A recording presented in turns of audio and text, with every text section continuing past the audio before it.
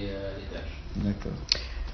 Bonjour à tous, bienvenue sur Brut, interview interactive ce soir que nous vous proposons en direct et en exclusivité. Brut qui part à la rencontre des candidats à l'élection présidentielle. Et aujourd'hui, nous partons à la rencontre de Nicolas Dupont-Aignan, qui est président de Debout la France et qui va répondre à mes questions, mais aussi vos questions. Vous pouvez d'ores et déjà, via les commentaires, poser toutes les questions que vous voulez. On en sélectionnera quelques-unes pour les poser en direct. Bonsoir, monsieur Dupont-Aignan. Bonsoir, monsieur. Merci d'accepter cette interview pour Brut. Cette première question que je vais vous poser en rapport avec l'actualité, les primaires citoyennes, comment vous voyez un peu les choses par rapport à cela, l'émergence d'un Benoît Hamon qui a des idées bien différentes des vôtres? Les primaires citoyennes, c'est l'escroquerie du siècle. C'est un moyen pour les deux partis qui ont un triste bilan pour la France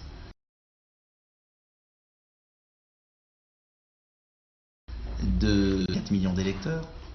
Et qu'il y a eu à peine 1 million, ou un peu plus et encore, sur la primaire dite de gauche. Donc en fait, les primaires, ce sont des escroqueries qui visent à distraire les Français d'une nouvelle classe politique qui émerge. Alors, au sein de ces primaires, qui est un bel exercice de vote et que ça permette de se débarrasser de certains, pourquoi pas? Et on voit bien l'émergence de Hamon pour l'instant, mais c'est pas joué encore le second tour, et l'émergence de Fillon de l'autre côté. Mais reconnaissez que ce ne sont quand même pas des perdreaux de l'année, et qu'ils ont gouverné, notamment M. Fillon pendant 20 ans, Premier ministre. Quant à M. Hamon, il a quand même été ministre. Alors, c'est un peu facile de faire passer cela pour un grand renouveau politique. Pour vous, il y a un manque de renouvellement de la classe politique? C'est un peu ça? Il y a un manque de renouvellement des idées politiques déjà. Parce que la vraie question, c'est est-ce qu'on continue comme ça depuis 20 ans, pour les prochaines années, ou est-ce qu'au contraire on change de cap? Et moi, je propose un changement de cap. On a bien vu que la politique menée depuis 20 ans ne marchait pas. Ce que j'appelle l'abandon de nos leviers de pouvoir, c'est-à-dire de notre démocratie, qui a entraîné un chômage de masse, misère sociale, engrenage terrible, que nous vivons tous dans notre pays, mais pas seulement en France, en Espagne, en Grèce, en Italie, aux États-Unis, avec le résultat que l'on a vu. Donc cela veut dire quoi? Cela veut dire qu'il faut mener une autre politique. Et cette autre politique, je la défends. Je défends une autre politique sérieuse, efficace, pour reprendre notre liberté, retrouver notre démocratie, relancer notre économie, relocaliser nos emplois, réduire la pauvreté. C'est ça mon projet politique. C'est une autre politique complètement différente de ce qui a été fait depuis 20 ans. Justement, sur les idées concrètes, imaginons, vous êtes président de la République, quelles sont les premières décisions que vous preniez dans les premiers jours, premières semaines de votre mandat? La première décision, c'est de mettre fin au pillage d'emplois dans notre pays, c'est-à-dire de relocaliser et de tout faire pour relocaliser de l'emploi, rapatrier des usines, lutter contre la concurrence déloyale, c'est-à-dire j'annule la directive travailleurs détachés, vous savez, où il y a des gens qui viennent de l'extérieur et qui ne payent pas les charges sociales en France. C'est une concurrence déloyale. Je fais un bonus fiscal, je baisse l'impôt sur les sociétés pour les entreprises qui investissent en France, des PME. La deuxième mesure, c'est le contrôle des frontières, car on ne peut pas continuer à accueillir toute la misère du monde. Et en même temps, je veux développer l'Afrique, c'est-à-dire une politique pour traiter la cause du problème. Et puis la troisième mesure, c'est d'investir dans la science, dans la recherche. Il n'est pas normal que des centaines de milliers de chercheurs européens fassent leur vie aux États-Unis. Il n'est pas normal qu'on ne prépare pas l'avenir pour nos enfants. Ça veut dire investir massivement dans la recherche, faire de la France le paradis des chercheurs. Personne n'en parle, mais c'est un enjeu fondamental pour la suite. On a cette question de Benjamin qui nous dit pourquoi vous présentez-vous? Je la compléterai en disant quelles sont les valeurs que vous voulez défendre justement dans cette candidature. Un patriotisme humaniste. J'estime que la démocratie s'effectue dans le cadre national, qu'on a des valeurs à défendre, républicaines. Et je suis un humaniste. C'est-à-dire que je pense qu'on peut être patriote sans partir dans les excès. Et c'est cet humanisme patriotique que je veux défendre. Et justement, dans certaines valeurs, il y a des valeurs qui peuvent être jugées proches du Front National. Quelle est votre différence fondamentale par rapport au parti de Marine Le Pen? Alors, c'est quand même terrible qu'on ait laissé confisquer le drapeau tricolore par le Front National. C'est-à-dire que quand on dit on aime la nation, on veut sortir de la prison européenne, immédiatement on est Front National. Je vous ferai remarquer qu'en 2005, il y a 55% des Français qui ont dit non à la Constitution européenne par référendum. Cela voudrait dire qu'ils doivent tous aller au Front National? C'est complètement débile. Premier point. Deuxième point, Ma différence, elle est très simple, je suis différent, personnellement. Mes équipes, nous n'avons de personne chez nous. Je suis élu local, j'ai été réélu à 80% des voix dans une commune de banlieue depuis 3 mandats. Ça veut dire que j'ai fait mes preuves. Et puis après, il y a des nuances fortes, des différences sur l'économie. Je veux plus de liberté pour nos PME, celles qui investissent en France. J'ai des réformes sociales, la participation dans l'entreprise. J'ai un patriotisme constructif, qui n'est pas un patriotisme de rejet, qui est un patriotisme de rassemblement. Voilà. Et il y a bien des différences entre les européistes. Monsieur Hamon, européiste, et monsieur Macron ne sont pas pareils, et pourtant, ils ont des points communs. Eh bien, moi, j'ai un point commun avec monsieur Mélenchon, je veux changer de système européen. J'ai un point commun avec madame Le Pen qui veut changer de système européen. Je ne le nie pas. Pourquoi je le nierais? Mais en revanche, j'offre un patriotisme différent. Et justement, gaulliste, social, républicain. Vos rapports avec les personnalités politiques, on va en citer quelques-unes. Par exemple, Marine Le Pen, est-ce que vous la côtoyez régulièrement? Non, je ne la connais pas. C'est dommage, d'ailleurs, je vais vous le dire très clairement, c'est absurde. Mais si je la vois immédiatement, tous les journalistes de France diront « Ah, ça y est !» Comme M. Mélenchon, que je croise de temps en temps et que j'aime bien, sur le plan personnel, même si je ne suis pas d'accord avec lui. Et lui, il n'ose pas venir me voir de peur d'être mal vu dans son camp. Tout ça est absurde, mais bon, c'est pas le problème. Le problème, c'est de développer un beau projet pour sortir de la crise économique et sociale qui pourrit tout. C'est ça l'enjeu. Et pour rétablir la démocratie en France, parce que je ne sais pas si vous avez remarqué, mais je pense qu'on n'est plus en démocratie. Qu'est-ce qui fait qu'on n'est plus en démocratie aujourd'hui? Vous le voyez, la tyrannie des sondages qui valent rien. Pour vous, on devrait supprimer les sondages, ça devrait être... C'est pas les supprimer, mais dire aux Français qu'ils ont une marge d'erreur de 3% au moins, qu'ils se sont trompés sur tout, parce que ce n'est qu'une photographie à un instant donné. Et par exemple, les sondages d'aujourd'hui, c'est très simple, on me donnait à 8% à des fois, le même sondage va me donner à 2% un mois après. Est-ce que ça a changé tant que ça? Alors qu'on a fait 5-6% aux élections? Non. Ça veut dire quoi? Ça veut dire qu'il y a la moitié des gens dans les sondages qui répondent on n'a pas choisi. Et c'est sur ces sondages qu'on définit les débats télévisés. Mais c'est absurde. En fait, le système médiatique français, et heureusement que les réseaux sociaux sont là, le système médiatique français veut enfermer les Français dans soit on continue avec les mêmes, soit on est Front National. Et rien ne doit exister entre le Front National et le système. Moi, je suis pour une autre offre alternative. Et vous considérez bouté par les médias aujourd'hui? Je sais que notamment vous voulez un débat avec tous les candidats de la présidentielle. Vous avez l'impression qu'aujourd'hui les médias ne vous donnent pas assez la parole? Je constate que les médias ont été tout à fait capables d'organiser un débat pour 2 partis, pour les 2 primaires, avec tout le monde, et ne sont pas capables d'organiser au jour d'aujourd'hui un débat avec tout le monde pour la présidentielle, pour le premier tour. J'ai entendu qu'il était prévu un débat à 5, donc ça voudrait dire qu'il y a une chaîne de télévision qui choisit qui a le droit d'être au débat. Mais c'est antidémocratique. Je n'ose pas imaginer ce cas de figure. Sinon il faudra boycotter cette chaîne. C'est quelle chaîne? Je ne sais pas, j'ai entendu. Vous avez entendu ça? On m'a parlé de TF1, mais je n'ose pas imaginer que ce soit vrai. Donc cela veut dire très clairement que tous les Français ont le droit à un débat comme ont eu droit les Républicains ou les socialistes. C'est quand même aux Français de choisir. S'il n'y avait pas eu de débat aux États-Unis, M. Trump ne serait pas élu. Après, c'est aux Français de choisir. Et peut-être si vous auriez organisé une primaire, peut-être que vous auriez pu avoir des débats à la télé. C'est pas l'objet. La primaire, c'est quoi? C'est un scrutin privatisé. Et il y a des gens qui votent plusieurs fois, et il y a des gens qui ont voté la primaire de droite et de gauche. C'est un suffrage censitaire. Vous savez, une époque, avant la démocratie, il n'y avait pas le suffrage pour tous. Il y avait le suffrage pour les riches. Et bien là, c'est un suffrage pour les politisés. Et les autres, ils doivent dire amen? Ils doivent obéir? Non, ça veut dire quoi? Je veux un vrai débat entre tous les candidats au premier tour. On va parler d'un petit côté un peu plus décalé, de le rapport avec les médias. Parfois, ça arrive que certaines émissions qui abordent l'actualité politique avec humour, parfois peuvent parodier les politiques. Ça vous fait peur? Ça vous amuse? Comment vous... Non, il y a toujours eu dans la tradition française, c'est toujours moqué des hommes politiques, des rois de France à l'époque. Il y a toujours eu dans Paris des affiches horribles sur les dirigeants politiques. Aujourd'hui, c'est dans les réseaux. Quelle importance? Si on fait ce métier, c'est qu'on accepte d'être cabossé par la critique. Et c'est pas difficile à vivre humainement? Non, je vais vous dire, c'est pas ce qu'il y a de plus dur à vivre. Ce qu'il y a de plus dur à vivre, c'est ce mur de verre où on vous interdit de parler parce que on veut vous caricaturer par avance. Ce qu'il y a de plus dur, c'est l'absence de liberté politique dans notre pays. Ça, oui, c'est dur pour un homme politique qui n'est pas dans un appareil immense, qui n'a pas l'argent. Nous, on a 100 fois moins d'argent qu'un Macron ou qu'un Fillon. Donc ça, c'est plus dur pour moi. Mais en revanche, on est dans un pays de liberté. Les Français sont des grands garçons et des grandes filles. Hein. Et comment vous ressentez justement l'émergence d'un Emmanuel Macron qui, en l'espace de quelques mois, crée un parti à 150 000 adhérents à peu près? J'aimerais vérifier.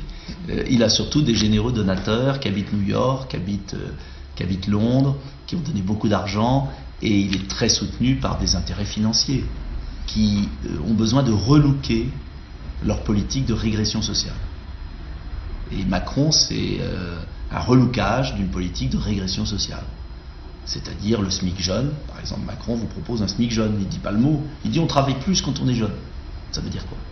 Ça veut dire une baisse des salaires. C'est Macron qui a désindexé les pensions de retraite. C'est-à-dire le fait que ça ne suive plus l'inflation. Il a été ministre de Hollande.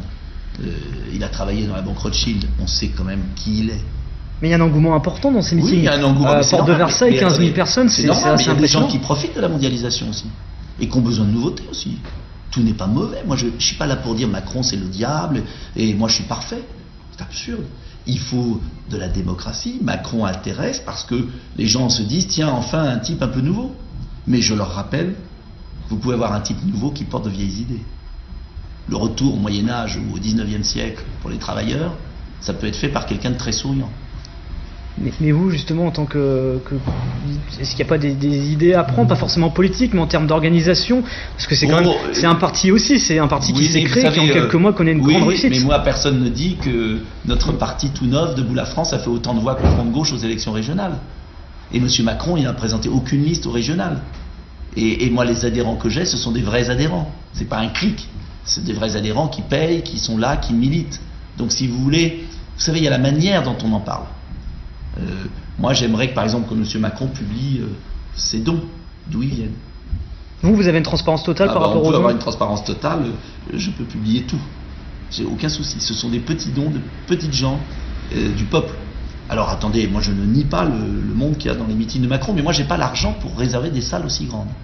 Et c'est pas intéressant, justement, peut-être d'aller chercher des financements qui sont pas illégaux, mais de personnalités qui peuvent avoir un peu d'argent et oui, qui mais peuvent... les personnalités qui ont un peu d'argent, elles préfèrent financer quelqu'un qui veut baisser les salaires plutôt que quelqu'un qui, comme moi, veut les augmenter. Et donc vous pensez que vous n'arriveriez pas, justement, par rapport à vos idées? J'ai essayé, mais je vois très bien à qui donne les gros intérêts financiers en France.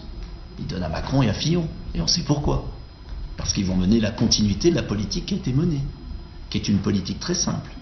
C'est toujours moins pour la majorité des Français, toujours plus pour une minorité. Je pense, comme gaulliste social, qu'il faut au contraire une relance économique qui s'appuie sur le peuple français. Donc j'ai une politique différente qui ne plaît pas aux gros intérêts financiers. Quand je soutiens les PME, les patrons de PME ont beaucoup moins d'argent que les patrons du CAC 40. Quand je soutiens les commerçants et les artisans plus que les grandes surfaces, les artisans et les commerçants ont beaucoup moins d'argent que les grandes surfaces. Donc, cherchez qui finance qui. Et justement, cette question sur la campagne, vous dites justement que par rapport aux médias, il y a beaucoup de choses à remettre en cause.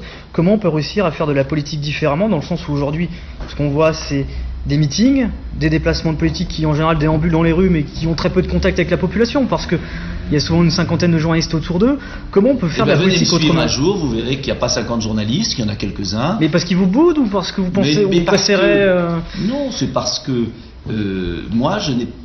Comment dire, on fait de la politique autrement. Et d'ailleurs, on a énormément de gens sur les réseaux sociaux, on travaille, c'est du travail de fond. Et ce sont des résultats solides. Simplement, c'est plus lent, il y a moins d'effets de mode. Mais attendez la suite. Et il faut regarder à la ligne d'arrivée. Vous connaissez la fable du lièvre et de la tortue. Donald Trump, notamment, qui était très bas dans les sondages aux États-Unis, ça peut être un exemple pour vous, en termes d'idées politiques Non, chacun a sa façon de procéder. Ce qui est sûr, c'est que je suis convaincu que les Français ne veulent plus de ceux qui ont gouverné. Et M. Valls en sera la prochaine victime, je pense, dimanche. Après M. Sarkozy, après M. Hollande, après M. Juppé. Et vous verrez que les prochains, ce sera M. Fillon, parce que les gens veulent un vrai changement, un vrai renouvellement, à la fois des personnes et des idées. Et vous revendiquez un langage décomplexé. On sait que vous êtes quasiment celui qui a les propos les plus virulents envers vos adversaires durant cette présidentielle. C'est un style que vous voulez vous donner ou c'est une franchise? Je pense. Parce que j'en ai marre des faux culs et des hypocrites. Et de l'escroquerie intellectuelle. Il y a beaucoup d'hypocrisie en politique pour vous? Il y a beaucoup d'hypocrisie dans le système médiatico-politique qui veut, une fois de plus, enfumer les Français, pour parler vulgairement. Et j'aimerais un peu de vérité. Après, on peut être en désaccord avec mes idées. Mais M. Macron et M. Fillon seraient plus francs s'ils disaient « on veut continuer cette Europe-là. Pour continuer cette Europe-là, il faut continuer la baisse des salaires pour être à un juste milieu avec la Bulgarie et la Roumanie. » Et donc, on propose que les jeunes aient un SMIC jeune, ce que propose M. Macron, mais il ne le formule pas comme ça, parce qu'il veut convaincre des gens d'aller dans une mauvaise direction. C'est un mauvais génie, si je puis dire. On a des questions qui viennent notamment des réseaux sociaux. Est-ce que vous prenez justement la sortie de l'Union européenne de la France? Je propose la dénonciation des accords européens, premier point, dès le premier jour. La suspension de l'application de certaines dispositions immédiatement. Travailleurs détachés, Schengen, les frontières, on rétablit nos frontières. Et la renégociation d'un traité pour une nouvelle Europe. Une Europe des nations libres et des projets concrets. C'est-à-dire, pour être très clair, avec moi, ce sera la fin de l'Union européenne, mais ce ne sera pas le désert. On ne partira pas au milieu de l'Atlantique comme l'Angleterre. On recréera un traité avec nos partenaires sur des projets concrets, à la carte. Vous comprenez la différence? Ma différence avec Macron, Fillon, Valls et les autres, c'est que je ne veux plus jouer avec les règles du jeu de l'Union européenne. On arrête. Ma différence avec Mme Le Pen, tel que j'ai compris son projet, c'est que je ne veux pas le Frexit. Je pense qu'il faut travailler avec nos voisins, mais uniquement sur des projets. On garde l'euro, par exemple? Non, on le fait évoluer. C'est pas la sortie, c'est pas le maintien. On trouve un juste milieu. On garde les avantages de l'euro, mais on le fait évoluer pour qu'il ne soit pas un instrument de la récession sociale. Du coup, c'est un retour au franc? Non, une monnaie commune. Une monnaie commune? Monnaie commune, l'euro-franc, l'euro-marque, c'est-à-dire qu'on aurait une monnaie commune, mais qui serait réajustable à intervalles réguliers, tous les ans, tous les 2 ans, de manière à éviter qu'un pays soit étouffé par une monnaie trop chère, comme l'a été la Grèce, et on aurait pu avoir l'euro-drag qui se dévalue légèrement, ou l'euro-marque qui se réévalue. Et ça aurait permis d'éviter les chômages massifs dans nos pays. Vous parlez justement des frontières. Quel coût ça aurait justement le fait de rétablir tous ces postes douaniers de contrôle systématique? Ça aurait un petit coût, on l'a chiffré. On recrutera 10 000 policiers de l'air et des frontières, c'est-à-dire un coût dérisoire. On investira en matériel, comme pour l'écotaxe, pour photographier les plaques d'immatriculation. Mais ça nous rapportera beaucoup, parce qu'on aura beaucoup moins d'insécurité, de trafic d'armes, de trafic de drogue. On pourra mieux contrôler l'immigration clandestine. Donc, c'est une dépense mineure pour un gain énorme en matière d'ordre public et de sécurité. On contrôle par plaque ou est-ce qu'on contrôle les individus? C'est-à-dire, par exemple, moi, par exemple, des personnes qui vont à l'étranger. Ce qui s'est fait avant, il n'y a jamais été hermétique. Ça n'a jamais été hermétique. Simplement, c'est comme un filet avec les poissons. Les mailles du filet, on les resserre. Donc, le type qui travaille régulièrement de l'autre côté de la frontière, qui a une plaque d'immatriculation connue, c'est comme les télépéages. Vous passez. Oui, c'est payé directement.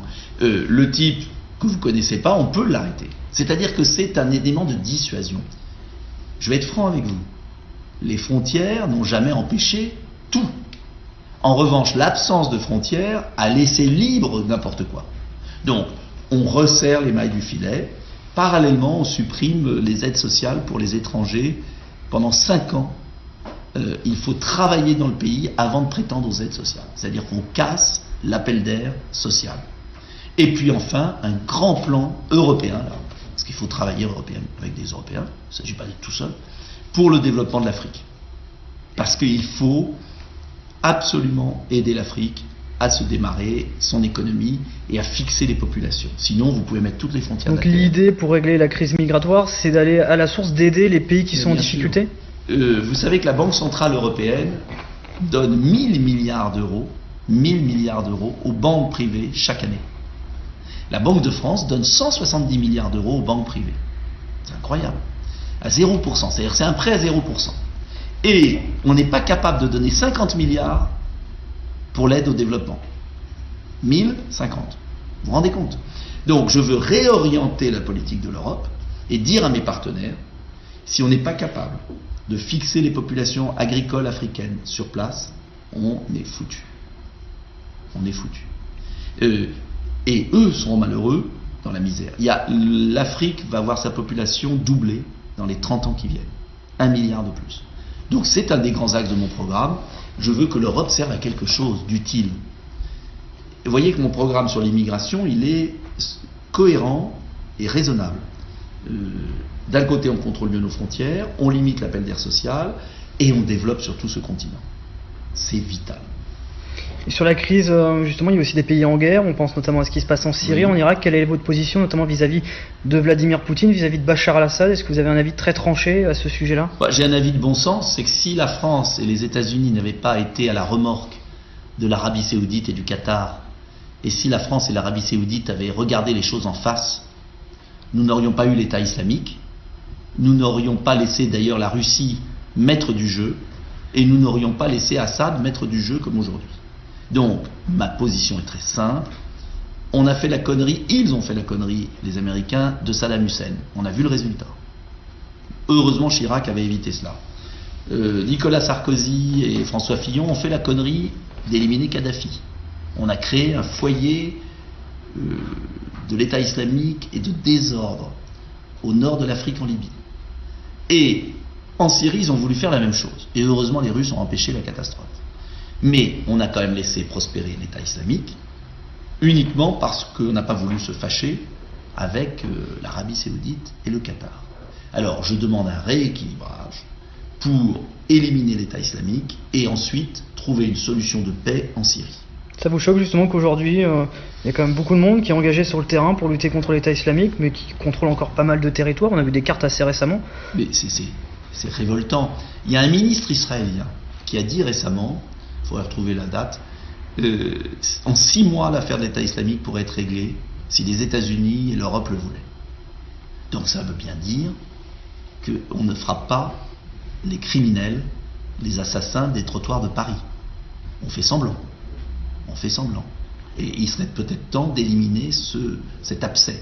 Pour autant, ça ne suffira pas et les problèmes du Moyen-Orient sont suffisamment complexes. Je ne pense pas qu'il y ait une personne qui ait la capacité de tout faire.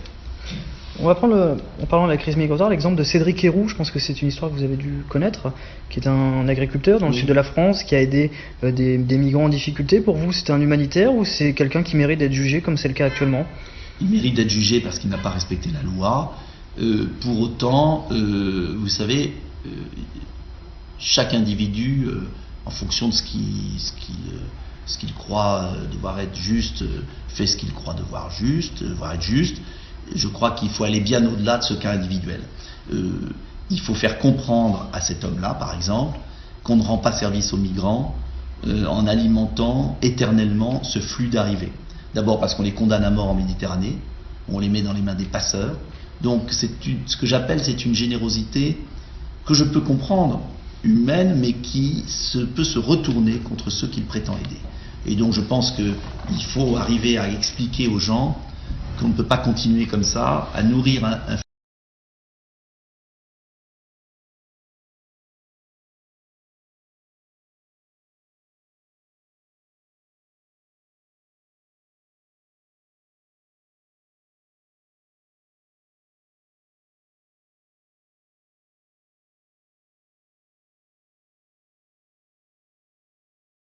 flux d'immigration. Questions sur les réseaux sociaux, parce qu'on rappelle, l'interactivité est de mise sur Brut. Vous pouvez vous poser vos questions sur les commentaires. On a une question qui nous parle justement de votre position sur le revenu universel, qui est énormément discutée actuellement dans les fameuses primaires citoyennes dont on parlait tout à l'heure. Vous, quelle est votre position à ce sujet-là? Ma position est très simple. Le revenu universel n'est pas finançable et le revenu universel n'est pas moral.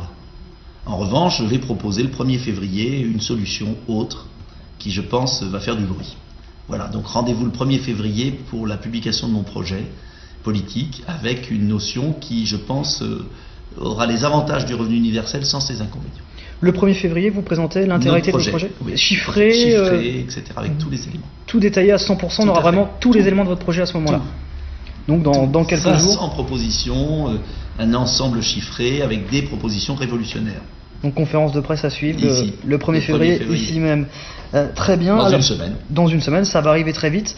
Il y a aussi une échéance qui arrive bientôt, dans 1 mois et demi, c'est les parrainages. Vous en êtes à quel niveau actuellement? Ça avance bien, on les aura et je suis très confiant. Vous n'êtes donc pas de chiffres pour l'instant, mais Je n'ai jamais donné de chiffres parce que ce ne sont que des promesses aujourd'hui et ça va bien, mais c'est quand même difficile et tout est fait par les grands partis pour que je ne les ai pas. Donc il faut faire attention. On parlait des journalistes tout à l'heure. Qu'est-ce que vous pensez de l'engagement de journalistes en politique? On pense notamment à Laurent Saïm ou à Emmanuel Chin qui vient de se rallier au mouvement En Marche dernièrement. Est-ce que vous pensez qu'on peut être journaliste et passer du jour au lendemain de l'autre côté Ça ne renforce pas la crédibilité de la profession. Et comme par hasard, c'est toujours du côté du manche.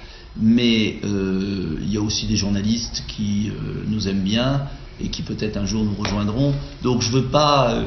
écoutez, les pauvres journalistes, on leur donne tellement de critiques. C'est comme toutes les professions. Il y a certains qui abusent et puis il y en a beaucoup qui sont très bien et heureusement qu'ils sont là pour la démocratie. Donc voilà, moi je ne veux pas les accabler.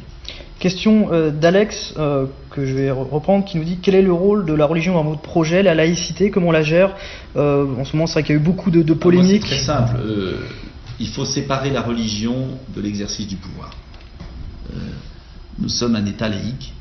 Ça veut dire que la sphère de la religion est de la sphère privée. C'est la sphère privée de chaque individu. Ça ne veut pas dire qu'on nie les phénomènes religieux ou agnostiques ou laïques ou athées. Simplement, c'est l'affaire du privé. Et l'État est le dirigeant politique qui doit mettre de côté les questions religieuses. Sinon, on n'en sortira jamais. Ah ben ça y est. Voilà, on a une petite panne d'électricité, c'est les conditions du direct. Alors, on va essayer.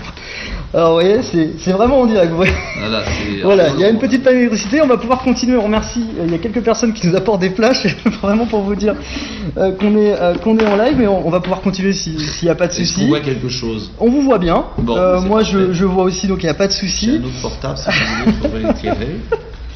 Petite panne d'électricité, on est dans le QG, eh bien, directement de monsieur Nicolas Dupont-Aignan qui répond à mes questions, mais aussi les vôtres. On vous invite à les poser on aura des souvenirs. Dans les commentaires. Donc on parlait de ce rapport avec les journalistes. Moi j'aimerais parler aussi de quelques sujets qui ont fait l'actualité dernièrement. Par exemple, votre position par rapport à la loi travail. Est-ce que vous l'aborderiez ou Oui, bien sûr. La loi travail, c'est la loi de M. Macron, édulcorée, parce qu'il ira encore plus loin s'il est élu, comme M. Fillon. C'est la dérégulation de toutes les règles du travail. C'est une aberration. Moi, ce qui m'importe, c'est de créer des emplois. C'est pas de fragiliser le corps social. Ensuite, une enquête du défenseur des droits de l'homme qui parle que des personnes, je cite entre guillemets, perçues comme noires ou arabes ont une probabilité 20 fois plus élevée que les autres d'être contrôlées. Comment on peut éviter le contrôle au faciès? Comment réussir à recréer un lien de confiance entre police et population qui peut parfois être altéré? Il est évident que toute discrimination est choquante et scandaleuse. Et je crois que souvent aussi, c'est aussi cela dépend du domaine social. C'est pas toujours le même contrôle au faciès où vous soyez. Et il faut pour cela qu'on assure le développement économique, qu'on lutte contre les ghettos. Et je vais vous dire, un pays qui doit repartir de l'avant avec une forte création d'emplois. Moi, tout mon objectif, c'est de relocaliser 1 million d'emplois très vite. C'est par l'emploi, la dignité par le travail qu'on s'en sortira, qu'on brassera, et puis d'arrêter l'immigration, parce que quand il y a une immigration excessive, eh bien il y a des tensions très fortes. Et d'ailleurs les premières victimes, ce sont les étrangers en situation régulière, qui sont bien intégrés dans notre société, qui font les frais d'un ras-le-bol lié à une immigration non maîtrisée et à une délinquance très forte. Aujourd'hui, dans nos banlieues, il y a parfois justement des rapports conflictuels entre police et personnes qui s'y trouvent. Comment retrouver un équilibre? Comment la République... c'est très simple. En mettant les vrais voyous en prison. À partir du moment où vous acceptez que des bandes terrorisent les habitants, vous décrédibilisez toute la jeunesse. Le code pénal, il n'est pas assez... Mais il n'est pas appliqué. 1, les lois ne sont pas appliquées. 2, les lois sont laxistes. 3, il n'y a pas de peine plancher. 4, la délinquance a explosé dans notre pays. Et ce sont les délinquants qui décrédibilisent toute une jeunesse. Le gamin de banlieue d'une cité qui travaille, qui va bosser en RER, il est décrédibilisé quand le petit trafiquant de drogue est laissé en liberté. C'est tout. Du coup, il faudrait renforcer les lois aussi. Bien sûr, moi je propose des mesures très strictes. Renforcement des places de prison, application des peines, suppression des alternatives, comme dans les pays anglo-saxons. En Angleterre, ça se fait. Et ça marche. Pourquoi en France on pourrait être trafiquant de drogue, tabasser les gens et être en liberté? C'est insupportable. Et ça nuit à la jeunesse. Et ça décrédibilise la jeunesse, notamment d'origine étrangère. On a cette question qui nous arrive du pseudo Mamie Pain d'épices sur Facebook qui nous parle. Est-ce que vous allez prendre la retraite à 60 ans? Quelle sera votre politique sur ce sujet-là? Ma politique, c'est qu'on ne change pas la loi actuelle.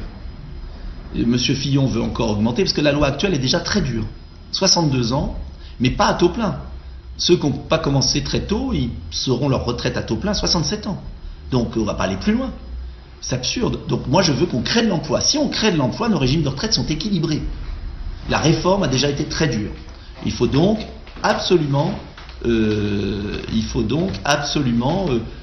créer de l'emploi. Il n'y a pas de problème de retraite si on rapatrie 1 million d'emplois. On a cette question de Calou sur le Facebook Live qui nous parle de votre position sur l'écologie. Oui, et je vais surprendre beaucoup dans mon projet, parce que je suis très écologiste. Je l'ai prouvé dans ma ville. Il y a beaucoup de choses à faire et je vais proposer un grand plan de transition énergétique et aussi, ce qui va surprendre, un grand plan pour la santé liée à l'environnement, pour lutter contre les perturbateurs hormonaux, pour lutter contre les produits chimiques qui sont responsables de l'explosion des cancers. Bref, nous avons un programme avec beaucoup de mesures environnementales, mais concrètes, pas l'écologie des Verts, soit post-68A, des magots, voilà. On ferme les centrales nucléaires. On ferme les centrales nucléaires. Non, on les fait évoluer. Et notamment, je propose de lancer les centrales nucléaires au thorium, qui ne produisent pas de déchets et qui n'ont aucun risque d'explosion. On a cette question qui revient plusieurs fois, même pour certains, comme une affirmation. Rétablir la peine de mort, est-ce que c'est quelque chose qui pourrait être... Je pense que c'est pas l'objet. On n'a pas besoin de diviser la société française. Si on appliquait les peines très fermement, si on avait la perpétuité réelle, on n'a pas besoin de rouvrir des débats de division. Je pense que dans notre société, il y a assez de choses à faire sans rouvrir éternellement les vieux marronniers journalistiques, pardonnez-moi, c'est pas contre vous, mais voilà, pourquoi pas faire déjà ce qu'on devrait faire avant de rouvrir des sujets de division nationale. La lutte contre le terrorisme, justement, qu'est-ce qu'on fait au niveau des services de renseignement? Est-ce qu'on crée de nouvelles entités? Il y a des choses très simples, non, arrêtons. Ça a été un grand tort de casser les RG, qui étaient très utiles, les renseignements généraux. Maintenant c'est fait, il faut retrouver un service de renseignement de terrain, il faut contrôler nos frontières, et il faut surtout arrêter les djihadistes qui reviennent de Syrie et les emprisonner. Et les condamner en vertu de l'article du Code pénal qui les punit de 30 ans de prison, et éviter qu'ils reviennent. Aujourd'hui, les peines de prison sont parfois de 10 ou 15 ans, et on peut imaginer que des éléments très dangereux pourraient être libres très rapidement. Très rapidement, c'est exactement ce qui se passe. C'est une folie. Donc la vraie question, c'est comment on empêche les djihadistes de revenir. Et il faut les menacer de peines très lourdes et de les mettre le plus loin possible. J'avais proposé les Kerguelen, c'était une expression, mais pourquoi pas, c'est-à-dire un camp éloigné de rétention. Il faut qu'ils sachent. Comme Guantanamo Oui, mais sous contrôle judiciaire, à la différence de Guantanamo. La différence est là. Sur la Syrie, justement, les assassinats ciblés qui ont été, on va dire, évoqués. Je ne suis pas favorable. Soit on est en guerre et les soldats mènent leur combat, et c'est la mort, soit on est dans un système de paix et le président de la République n'a pas à jouer le petit chef des services secrets. On a des questions qui nous parlent de Jérôme, qui nous parle le droit de vote obligatoire à 18 ans et au bon vouloir à 16 ans. C'est une suggestion. Vous verrez, je peux le dire maintenant, je propose un droit de vote au municipal à 16 ans pour redonner l'envie de voter à nos jeunes, puisque je propose la majorité pénale à 16 ans. Je trouve qu'il faut être cohérent. Est-ce que pour vous pensez que les jeunes sont parfois une impunité par rapport à des... C'est évident que le système judiciaire pour la jeunesse n'est plus du tout adapté aux crimes et délits que font certains jeunes entre 16 et 18 ans. Voilà. Mais c'est un autre problème. Je parlais de la cité et je pense qu'on pourrait aller vers une amélioration du droit de vote, notamment pour les municipales. D'accord. D'autres, justement, on parlait du droit de vote, reconnaître le vote blanc, votre position? Oui, totalement favorable, et là aussi nous aurons une très forte mesure dans notre programme. Le droit de vote aux étrangers? Non. Le droit de vote est lié à la citoyenneté. Des questions également, on parlait justement de laïcité tout à l'heure par rapport au voile dans l'espace public. Est-ce qu'on l'interdit totalement? Est-ce qu'on y met plus de restrictions qu'aujourd'hui? Oui, on trouve un juste milieu, c'est-à-dire l'interdiction des signes distinctifs de religion, comme à l'école, à l'université, à l'hôpital et dans l'entreprise. Donc ça, votre position est claire là-dessus. On a des personnes qui nous parlent de Monsieur Asselineau de l'UPR. Est-ce que vous avez des proximités d'idées avec cette personne? Monsieur Asselineau fait un bon diagnostic sur la création de l'Union européenne et je regrette que Monsieur Asselineau ne me soutienne pas parce que je pense que nous serions plus forts s'il me soutenait et je ne comprends pas pourquoi je lis sur les réseaux sociaux une telle, j'allais dire, haine à mon égard. Alors je pense que toute l'énergie de M. Asselineau, qui passe sa vie à me critiquer comme si j'étais un ennemi, alors que je pense que M. Asselineau devrait plutôt critiquer ceux qui, justement, aujourd'hui, nous ont mis dans la situation actuelle. Et j'estime que tous les patriotes, de gauche ou de droite, devraient se rassembler. Et moi je pense que si tous les patriotes se serraient un peu plus les coudes, on n'en serait pas là.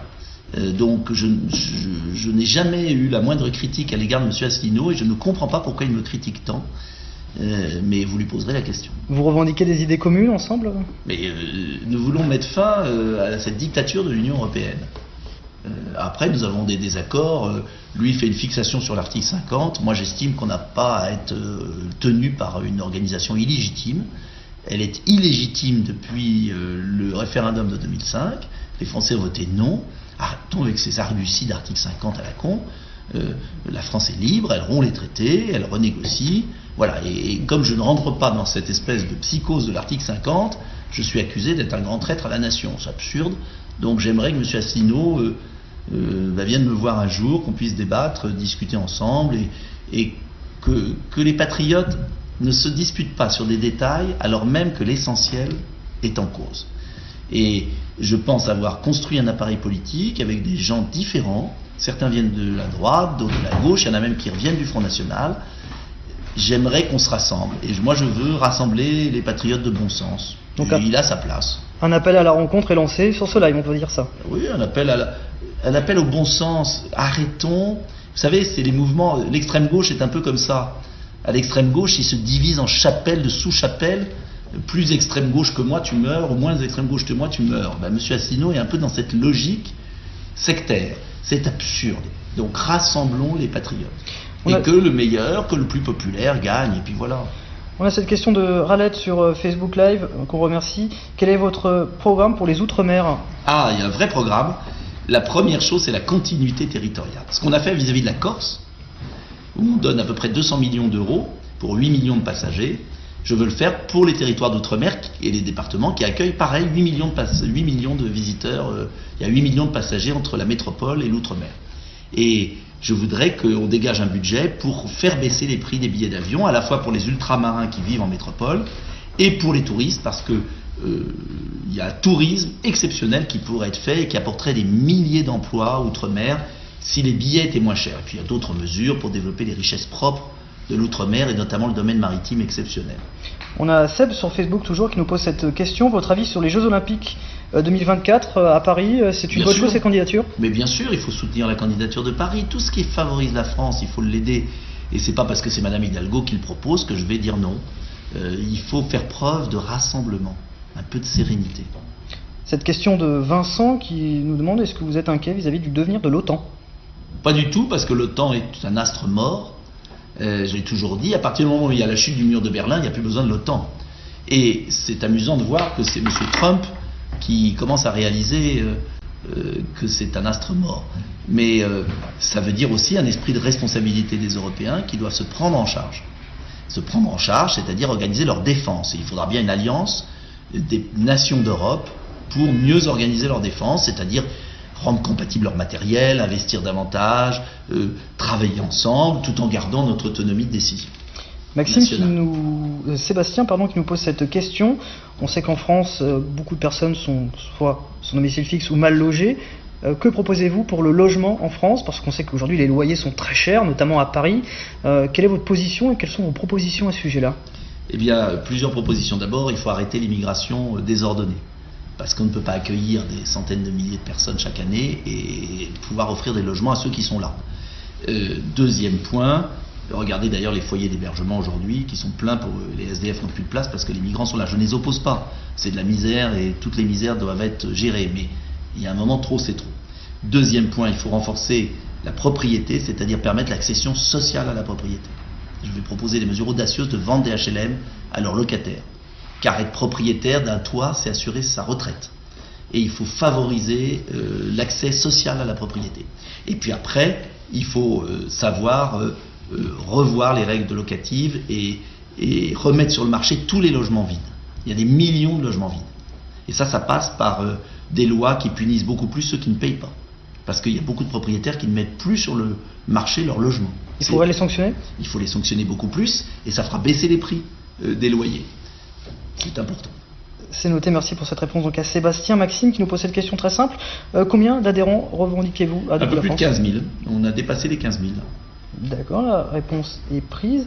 Votre position, notamment par rapport à la situation en Crimée, on sait que c'était un... La Crimée, arrêtons de nous mentir, la Crimée a toujours été une zone russe. La Crimée est redevenue russe, c'est naturel, et je crois qu'il faut arrêter de faire une fixation sur la Crimée. Donc on a cette question, réponds franchement. On a une question qui nous pose de Eric, tout simplement, comment adhérer à votre mouvement ? Sur Internet, puisque nous n'avons pas... enfin, nous avons un local, mais un siège, mais le plus simple, c'est sur Internet, Debout la France, et on peut adhérer direct. Donc ça c'est noté. Après moi j'aimerais prendre un focus sur le côté humain d'une campagne. Oui. C'est un investissement personnel énorme. Comment vous vivez les choses sur ce côté-là ? On a beau s'y préparer, c'est un peu comme les Jeux Olympiques pour un athlète. Vous avez beau vous y préparer, c'est toujours différent. Et surtout, ce qui est important, c'est l'adaptabilité. Voilà. Être en bonne condition sportive, physique et morale. Être bien entouré, j'ai beaucoup de chance ici, parce qu'il y a une équipe absolument géniale, que j'admire, je les remercie, qui me donne du courage quand j'en ai moins, et j'essaye de leur en donner quand ils en ont moins. C'est dur ce qu'on fait, parce qu'on le fait à main nue contre des appareils puissants, mais on le fait pour la liberté de la France. Et on le fait avec honnêteté. Et on peut se regarder dans la glace, nous sommes intègres, sincères et intègres, et on a un programme cohérent. Donc, que demander de plus, c'est le bonheur. Et on a des baisses de morale parfois ? Oui, bien sûr, ça arrive quand il n'y a plus d'électricité, comme aujourd'hui, quand on nous annonce qu'il y a des débats où il n'y aura que 5 candidats et qu'on ne sera peut-être pas dedans, quand des choses comme ça, quand on vous déprogramme d'une émission, quand on sent bien la force des intérêts. Mais c'est là où on doit se battre, parce que si on existe, c'est pour lutter contre ces gros intérêts qui tuent la France. Et c'est parce qu'il y a des millions de Français qui ressentent ce que je ressens et qui n'ont pas le droit de parler. Vous savez, il y a un jour une dame dans un banquet, il n'y a pas longtemps, un repas des anciens dans une ville de ma circonscription, et elle me disait, alors c'est pas trop dur d'être qu'on se fout de votre gueule à la télévision, etc. Je dis oui, mais enfin bon. Et elle m'a dit une chose très juste, elle m'a dit, vous savez, nous c'est bien pire, parce que nous on souffre tous les jours et on ne peut pas répondre. Vous pouvez répondre. Et ça m'a beaucoup ému cette phrase, parce que vous voyez, cette femme d'un certain âge, qui avait sans doute été toute sa vie très modeste, qui n'avait jamais eu beaucoup d'argent, elle m'a exprimé sa souffrance sociale. Elle m'a dit, vous savez, nous on en prend des coups toute la journée et on ne peut jamais répondre. Et c'était une leçon de modestie. Et donc je me suis dit, tu n'as plus le droit de jamais te plaindre. Jamais te plaindre. J'ai la chance de pouvoir vous parler et soulever les Français, les appeler à se relever. Et je voudrais dire un truc, je ne sais pas si c'est la conclusion, mais presque. Il nous reste moins de 100 jours. Tout est fait pour étouffer le débat. Tout est fait pour étouffer le débat. Dans 100 jours, on en reprend pour 5 ans, éventuellement. Alors, je supplie les Français d'arrêter de se laisser avoir et de voter pour les mêmes. Justement, on parlait des critiques des fois. Comment vous ressentez les choses d'un point de vue humain ? Vous êtes devant votre télé, d'un seul coup on peut vous critiquer. Non, je regarde pas. Donc vous regardez pas la télé ? Non, je regarde plus la télé. Ça me fait beaucoup de bien. Non. Mais ça m'est égal. Non, ça je l'ai complètement digéré. Si on ne porte pas atteinte à mon honnêteté, qui est viscérale, on peut tout me dire, je m'en fous. Des articles de presse, pareil. Bien sûr, non mais ça me fait de la peine, je ne vais pas vous dire que ça me fait sauter de joie. Mais ça, c'est pas un problème. Ce que je demande, c'est la capacité de pouvoir m'adresser aux Français. Parce que je sais que j'ai le meilleur programme, et je sais que j'ai la meilleure équipe. Et donc j'ai envie de l'offrir aux Français. Et quand on m'interdit de leur parler, parce qu'ils savent, comme en dictature, que si on parle, on va gagner, alors là, ça me rend grognon. Et votre rapport avec les nouvelles technologies, les réseaux sociaux aujourd'hui, Oui, qui peuvent parfois être très virulents aussi envers les hommes politiques? Oui, parfois quand je regarde les tweets et je fais mes tweets moi-même, je les écris moi-même, donc je vois bien les réponses. Je sais plus, là il y avait sur un tweet, dégage, je sais plus, enfin un truc horrible, enfin très dur. Bon, alors celui-là je l'ai bloqué parce que j'en avais marre. Comment vous faites? Vous bloquez, vous masquez? Oui, j'ai bloqué. Oh, j'ai dit basta, c'était quasiment un appel au meurtre. Alors, là j'ai bloqué, j'ai dit le type il exagère. Pas au point de porter plainte quand même. Non, non mais je veux dire, voilà, il y a des moments où on va pas s'essayer de cracher à la gueule et dire merci. Oui. Mais ça c'est la vie politique, c'est normal que les gens se définissent. Non, ce qui est le plus important, je vais vous dire, le plus important c'est que les Français ne se retrouvent pas au lendemain du 23 avril en se disant merde, on a loupé une occasion. Et en fait, le système médiatique organisé des intérêts financiers veut que la France en reprenne pour 5 ans avec une politique encore plus dure que ce qu'a fait Hollande ou Sarkozy. Ça n'a rien à voir. Ce qui nous pend au nez, ça n'a rien à voir à ce que vous avez vécu. Donc là, il y a un choix décisif. Décisif. Et ça, je vais le crier pendant toute la campagne. Une question aussi pour les jeunes, qu'est-ce que vous proposez pour les jeunes qui sont nombreux à nous regarder, parce que Brut est aussi un média destiné pour les plus jeunes? Les jeunes, d'abord, j'aime pas la démagogie jeuniste.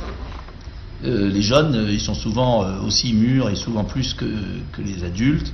Donc les jeunes, ils sont citoyens comme les autres. Donc j'aime pas les mesures pseudo-jeunes. Alors il y a des mesures qui les intéressent plus. Je prends un exemple, je suis révolté qu'on fasse payer les concours.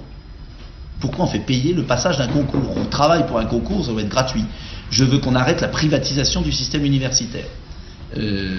Puisqu'aujourd'hui, de plus en plus d'écoles sont payantes et les familles se saignent, et c'est un scandale. Donc je veux qu'on revienne bien à un enseignement supérieur public, je veux qu'on renforce les bourses. Ça c'est très important. Mais après, les jeunes profiteront des mesures que je propose pour l'ensemble des citoyens. Quand je parle relance économique, c'est des emplois pour les jeunes. Quand je parle sur la sécurité, c'est que les jeunes ont envie aussi de ne pas se faire racketter à la sortie du collège et du lycée. Ils en ont marre que quelques petits voyous tiennent un collège ou un lycée.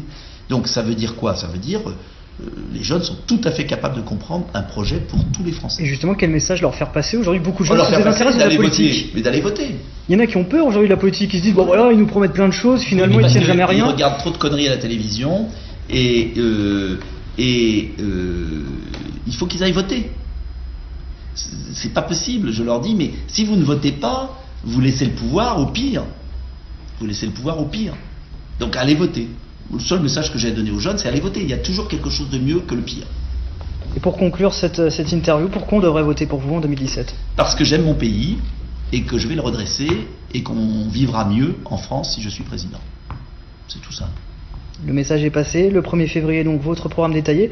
On suivra probablement. Et puis un meeting à Tours le 8 février, et puis des meetings dans toute la France dont on publiera les dates, avec un grand meeting final à Paris. Donc beaucoup de meetings à venir, des déplacements aussi pour rencontrer les Français.